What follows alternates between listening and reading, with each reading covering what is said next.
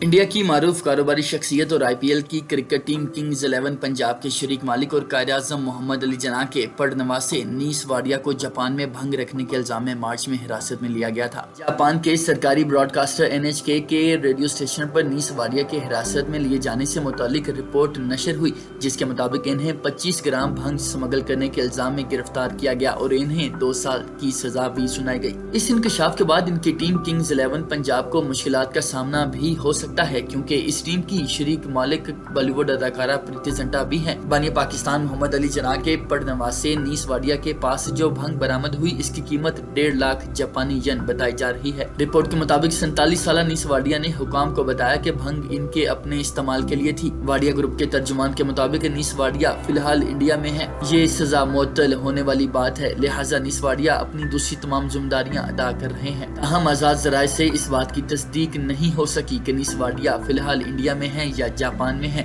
दूसरी जानिब Indian media में यह खबर गश्त कर रही है कि इनकी सजा की वजह से इनकी टीम किंग्स 11 पंजाब मुश्किलात का शिकार हो सकती है, जिसके वो शरीक बानी है। आईपीएल के ऑपरेशनल कानून के मुताबिक कोई टीम ऑफिशियल ऐसे बर्ताव नहीं कर सकता जिससे टीम, लीग, पीसीबी, आईपीएल या खेल की बदनामी हो। इंडिया की सरकारी खबरसां एजेंसी पीटीआई के मुताबिक कमेटी ऑफ एडमिनिस्ट्रेटर की आइंदा माह होने वाली मीटिंग में इस मामले पर गौर किया जा सकता है कि अभी ये वाज़ेह नहीं कि आया ये मामला आईपीएल के एथिक्स कमेटी के सुपुर्द किया जाएगा या नहीं। इससे कबल सट्टे के मामले पर चेन्नई सुपर किंग्स और राजस्थान रॉयल्स की टीम को 2-2 साल के लिए आईपीएल से खारिज किया जा चुका है, जबकि जापानी पुलिस के मुताबिक वाडिया को 3 मार्च को न्यू चेतोसा एयरपोर्ट से गिरफ्तार किया गया था।